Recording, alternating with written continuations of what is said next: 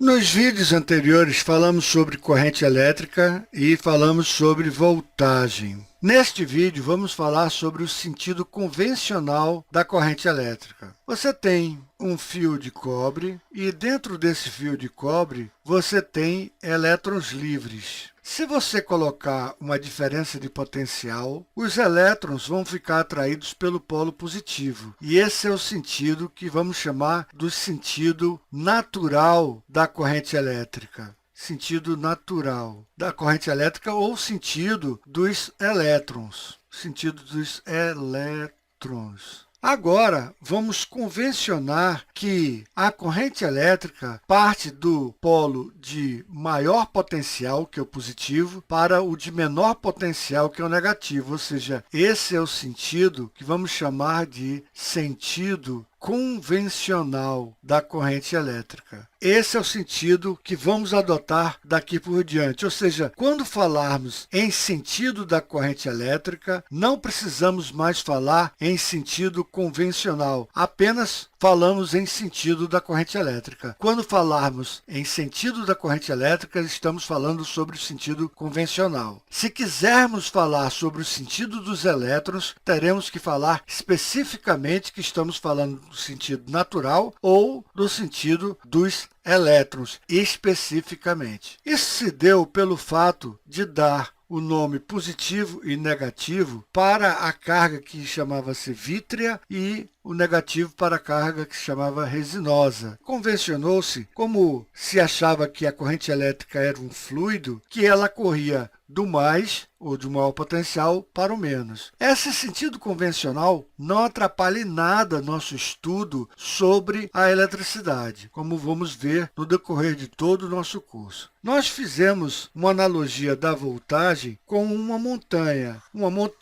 onde você tinha uma certa massa e essa massa tinha um determinado potencial gravitacional e, obviamente, ela naturalmente caía. E fizemos a analogia, colocamos inicialmente uma bateria com o polo negativo aqui para cima e o polo positivo aqui para baixo. E o elétron aqui em cima, ele caía naturalmente do polo negativo para o polo positivo. E a bateria tinha o trabalho de colocar o elétron novamente lá em cima. Agora, vamos adotar o sentido convencional, ou seja, nós vamos colocar o maior potencial sendo em cima e o menor potencial sendo embaixo, ou seja, a carga elétrica ela cai do maior potencial para o menor potencial. Portanto, a carga elétrica ela sai do polo positivo. Aqui está a intensidade da corrente elétrica, chega no polo negativo e a pilha faz o trabalho de colocar novamente essa carga que chegou no menor potencial para o maior potencial e fazer o circuito novamente. Obviamente, nós sabemos que os elétrons estão andando em sentido contrário, mas